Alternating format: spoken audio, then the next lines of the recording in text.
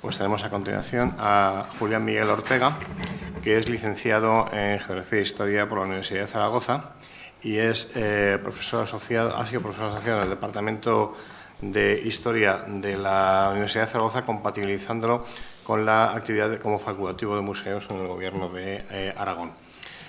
Su doctorado en la misma universidad está dedicado al taifa de Albarracín y ha publicado numerosos artículos y varias monografías, incluyendo Operis Terrae Turolis, Arqueología y poblamiento en la cuenca del río Martín en los siglos V al VIII, Anatomía del esplendor y la conquista islámica de la península ibérica, una perspectiva arqueológica. En estos momentos está trabajando en una monografía sobre la organización del espacio altomedieval en el Bajo Aragón. Eso nos interesa mucho. Así es.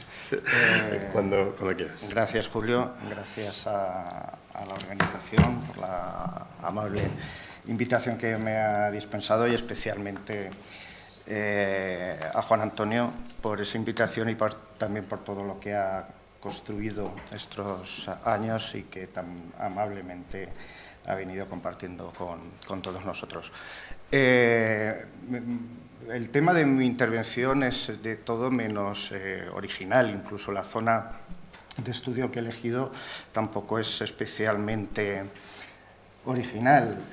Versa sobre el papel de las fortificaciones en las iniciativas campesinas, que es un tema central desde hace años en la caracterización social de Al-Ándalus, junto con el estudio de los regadíos, se ha convertido en un motivo de estudio recurrente, especialmente todo lo que tiene que ver con los Husún y las fortificaciones colectivas, que ha venido siendo tratado como garante de esa autonomía política de comunidades campesinas que recurrían a este medio, a estas fortificaciones, como medio de garantizar una correlación de poderes con el sultán, con las autoridades administrativas.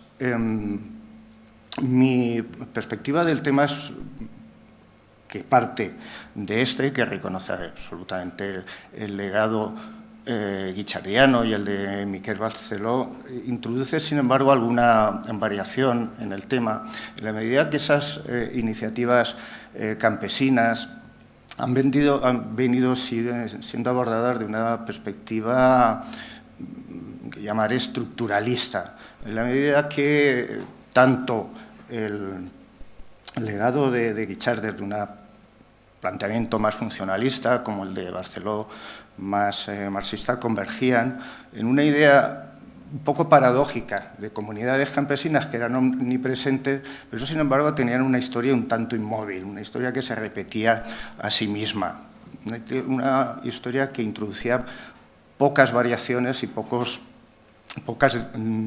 diversidad, tanto desde el punto de vista geográfico como modificaciones cronológicas. Creo, por tanto, que hay espacio suficiente para introducir esta discusión y creo, de hecho, que hacer la historia de esas divergencias, de esas variaciones, de esas alteraciones, de esas modificaciones, es de alguna manera hacer la historia de Al-Ándalus, una historia que parte menos de modelos y esquemas conceptuales y más de un tratamiento de from below, desde abajo, de tratar de encontrar pautas regulares de análisis.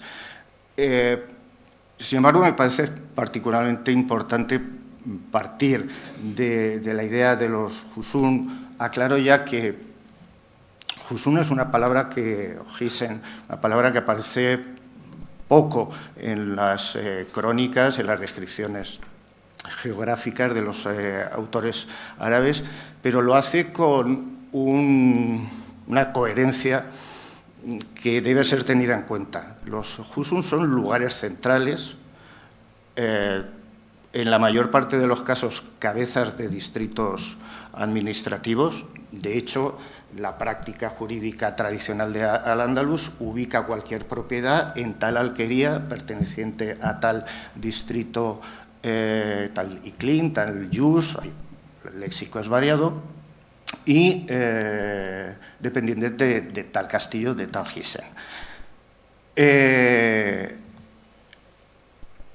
Voy a pasar. Bueno, aclaro que, por tanto, esa palabra no debiera ser utilizado como sinónimo de cualquier tipo de fortificación, y yo, de hecho, no las utilizaría para nada que tuviera que ver con las fortificaciones, que son variadas, los resultado de iniciativas campesinas.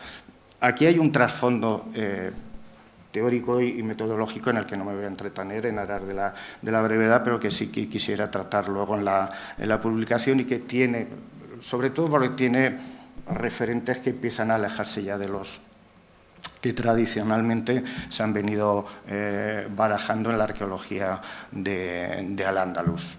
En su momento, si acaso, entraremos en cuestión. Como he dicho, tampoco la zona de mi estudio es especialmente original.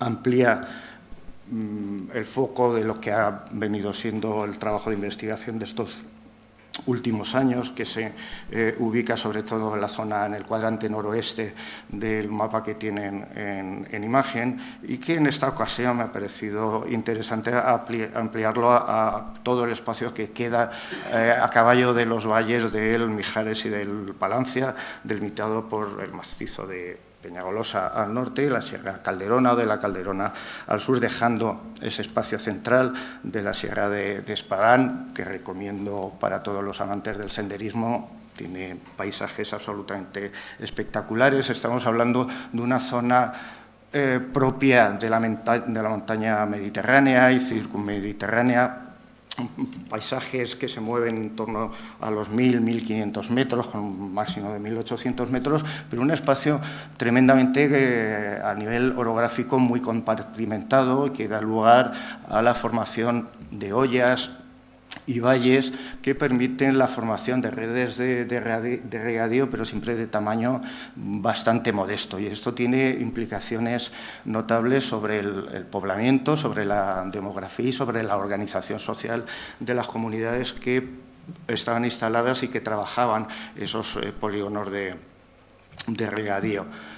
Como digo, la zona también ha sido tratada desde hace tiempo. Estoy pensando en los trabajos seminales de Karl Butzer sobre Aín, en el centro mismo de la Sierra de Espadán, y, por supuesto, sobre los de André Bassana primero, y luego con Pierre Guichard en toda la zona, sobre todo de la plana de Castellón, en castillos como el Duchó, Bounegre, Argelita, etcétera, y que han sido ampliados recientemente por otros autores como Sergi Selma y un rosario de otros investigadores que han participado en excavaciones, la mayoría de ellas todavía inéditas. Mi contribución se va a centrar no tanto en esas grandes fortificaciones, como en una tipología mucho más sencilla, que compartía espacio con estas grandes fortificaciones, pero sin embargo ha quedado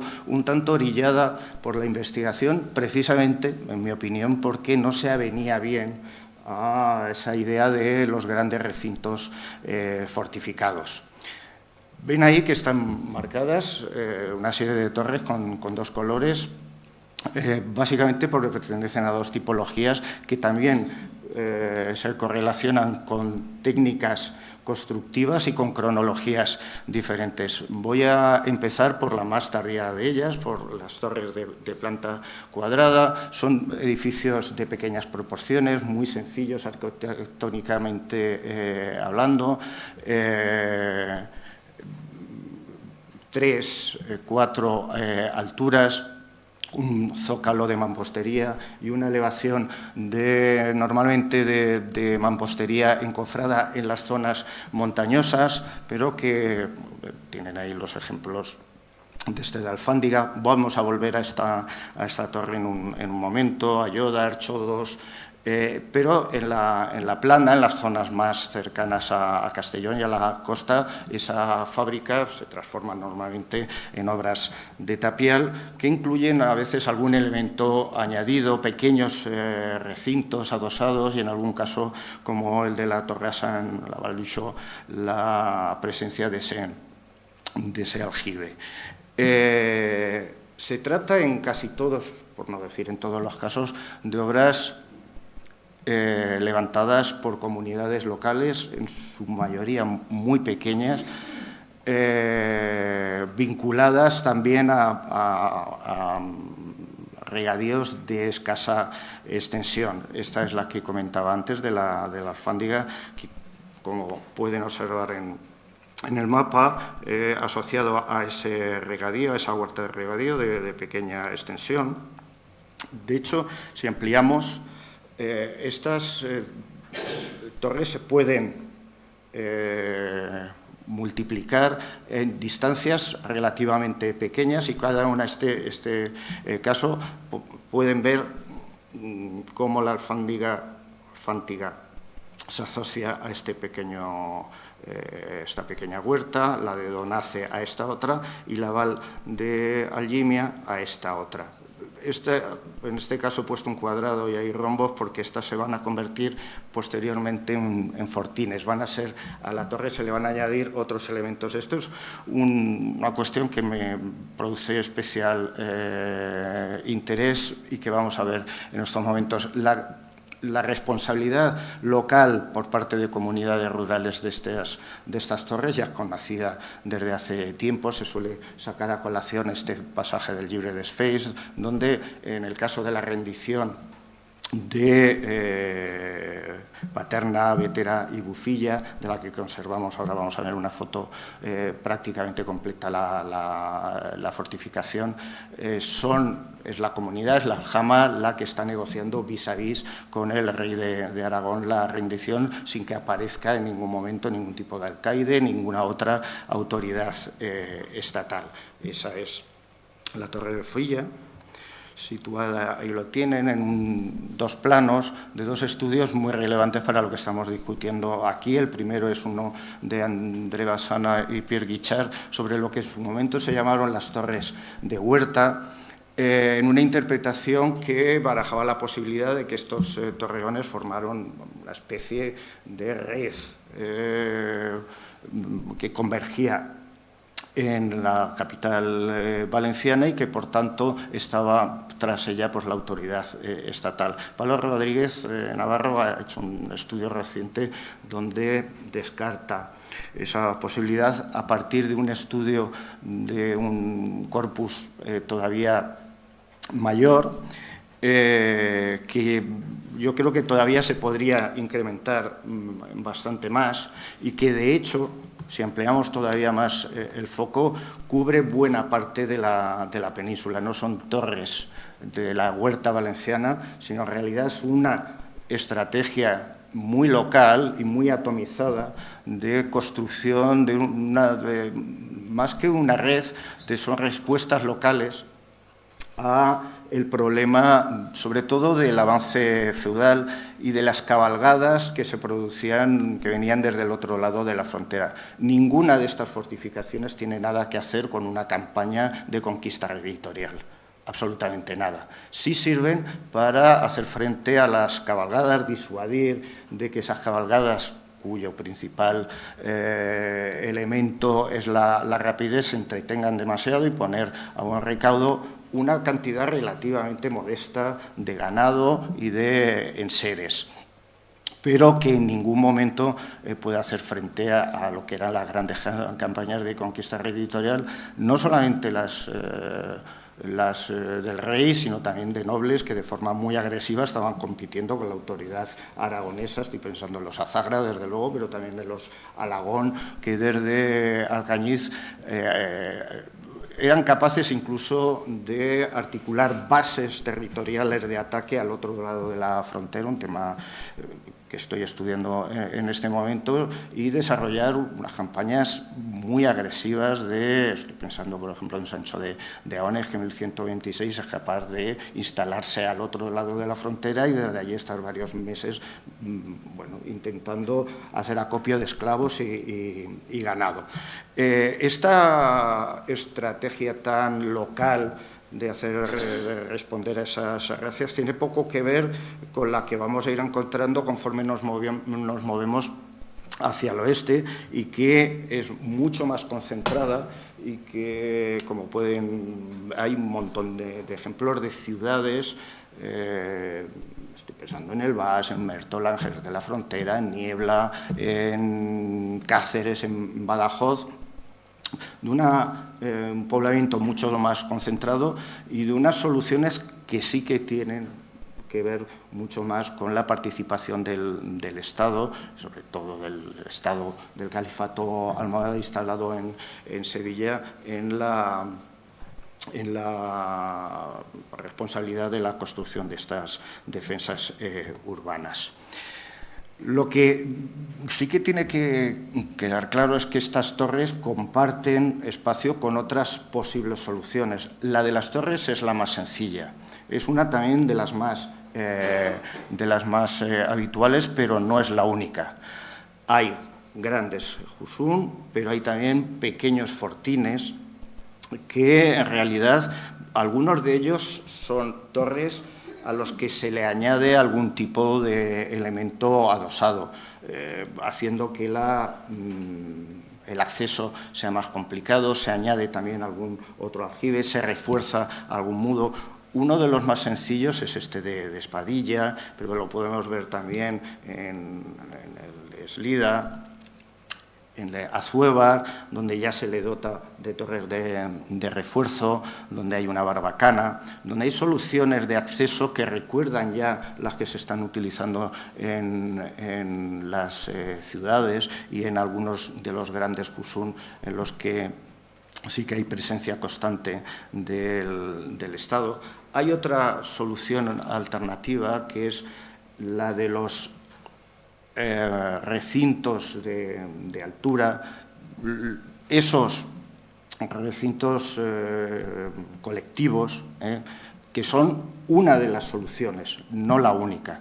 El caso de Montanejos es un ejemplo. Este, que es el que mejor conozco, el de Santa Isabel, en Fuentes de Rubielos, que tiene la particularidad de haber sido excavado y que da una cronología muy concreta, nunca anterior a 1140, 1150, 1160. Es decir, los recintos fortificados, esos de altura, no son soluciones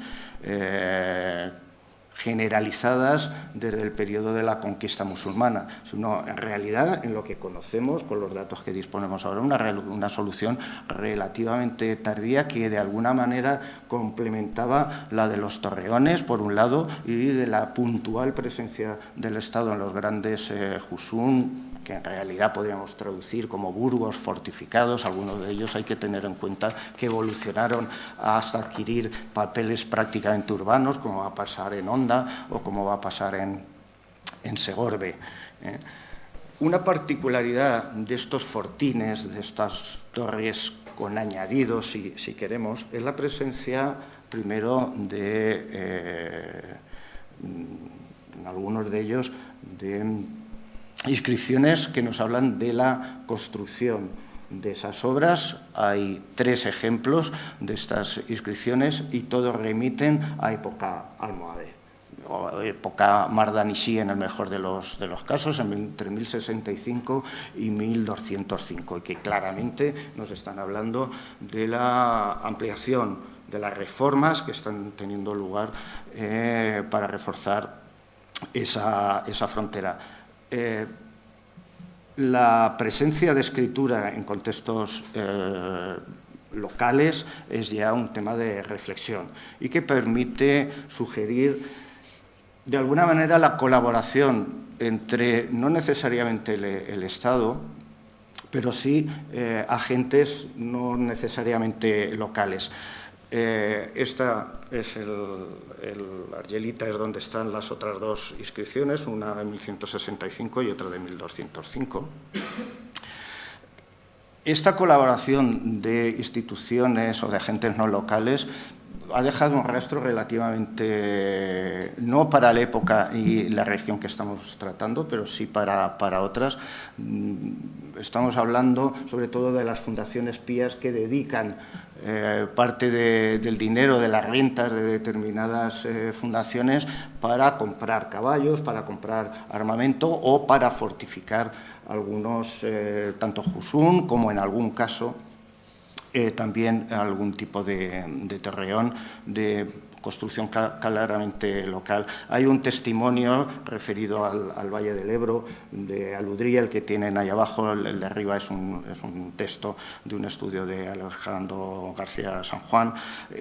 Abajo es una mención de Aludrí, del alfaz Masquillán, que está justo al norte de Lérida, que habla como los propietarios, en general las gentes de la frontera y sobre todo de Lérida, dedicaban parte de sus dineros a fortificar y a levantar torres, y utiliza un lenguaje que es muy peculiar. Habla de dilla, no de alquerías. Dilla, palabra, el étimo de aldea, se refiere a propiedades particulares, propiedades rurales, y habla también de amirún, de colonos se podría traducir, pero siempre gentes, campesinos que tienen una relación contractual con otro propietario. Es decir, estamos hablando de propiedades periurbanas de alguna manera, de pequeñas almunias. Es decir, los propietarios urbanos, por un lado el sultán, por otro lado los campesinos, por otro lado los propietarios urbanos, están participando en la construcción, cada uno con sus intereses y cada uno a su escala, de obras que refuercen de alguna manera la frontera. Dentro de esos fortines de los que estoy hablando hay un grupo que me interesa especialmente. Son aquellos que incluyen torreones no de planta cuadrada, sino de planta redonda, con características constructivas muy diferentes. Uno de los ejemplos es el de la torre de Donace, de Algimea de Almonacid, que hemos visto anteriormente, al lado de la Alfántida. No es el único. El de Alcudia de Veo, el castillo de Veo, lo pueden ver ahí en la fotografía de abajo, las diferencias constructivas entre torres redondas, que son únicamente de mampostería, y las cuadradas de tapial. Es el mismo castillo en una imagen aérea, pero hay más casos. El castillo de Aín, ese torreón es de planta redonda, está rodeado por un recinto que es posterior. En algunos casos, incluso la torre redonda fue derribada para construir encima una cuadrada, posiblemente con casi total seguridad en los momentos en los que estamos hablando, en el contexto de 1150, a partir de 1150. Por tanto, estas torres redondas son necesariamente anteriores. ¿De cuándo? Es un problema ahora mismo abierto todavía. Ahí tienen un plano que plasma la distribución de todos esos torreones prealmohades. El conocimiento de estos torreones tenemos desde hace tiempo, desde las primeras investigaciones en la década de 1950, de Domingo Fletcher, en la torre de Malpaso, en las que se extrayeron algunos materiales que deben datar de finales del siglo IX, siglo X, incluso siglo XI. Se avienen mal, por tanto, con la cronología que en alguna ocasión le ha otorgado Sergi Selma y Ramón Martín, que han visto en este caso particular de la torre de Malpàs, un caso de esos faros de primera época en Mirales, y que desde luego otros datos que tenemos sobre torreones de la misma zona y de la misma morfología no parecen confirmar. El propio Sergi Selma hizo una intervención modesta en ese torreón, que reproduzco aquí algunas imágenes para que vean que tanto la morfología como el tipo de construcción, de técnica arquitectónica, tiene poco que ver con lo que estábamos viendo antes. Hay más casos, la de Aín, que veíamos también antes, la de Matet, Altomira, Torre de Gaibiel, la de Montanejos, Torre Chiva, Los Ordaces. Voy, si ven, en orden decreciente en su estado de conservación. De algunas prácticamente no queda nada, pero su planta sigue siendo redonda. Y las técnicas constructivas también varían por zonas, hay algunas tendencias, pero también hay soluciones locales muy interesantes.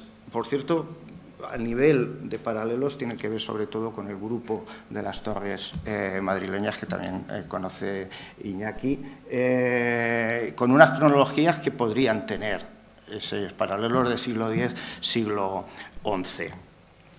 He puesto el mapa para abordar, dedicar un minuto a la Torre del Trillo, que es la que, de todas ellas, la que mejor conozco, la que más he trabajado y que tiene algún elemento de interés añadido. Está presidiendo esa olla interior, que ahora mismo ya no son todo tierras de secano, pero que en su momento parte de ellas, al menos, estaban regadas por un sistema que partía de una fuente situada justo en esta zona. Se ve aquí un pequeño aljibe y todavía como mana la fuente. Toda esta zona estaba regada. La torre es esta. Tenía la particularidad de la construcción central, estaba abrazada por un recinto bastante potente que tenía este desarrollo, creo que se puede ver aquí. Lo interesante del caso de la Torre del Trillo es que el poblado está justo en la base. Los restos se conservan, es una torre que está muy lejos, se conserva relativamente bien y no hay ningún indicio que permita pensar que había más de 2 casas al lado de esta torre. La distribución de materiales es relativamente modesta y los restos de muros que se conservan no pasan de esta zona. Con los módulos que hemos podido identificar en las otras excavaciones de la zona, caben 2 casas. Podríamos discutir si son 3, pero no 10, ni siquiera 10.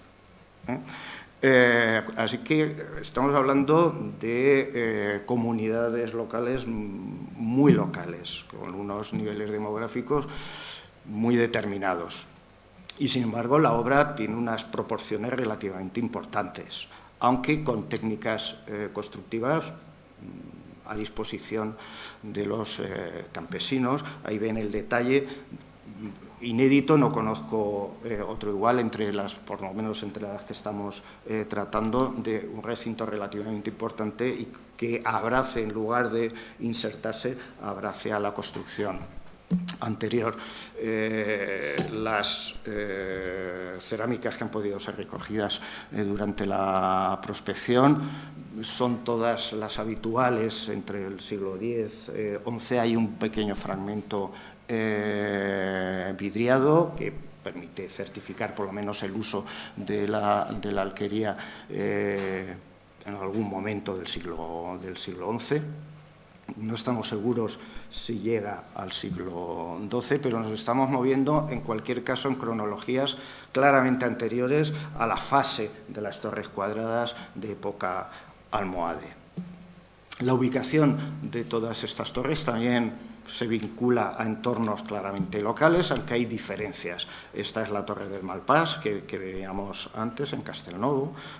Es una de las que hay más distancia entre la ubicación de la torre y la zona de huerta que hay en la base. Ahí tienen otra imagen, tenida de Google Earth.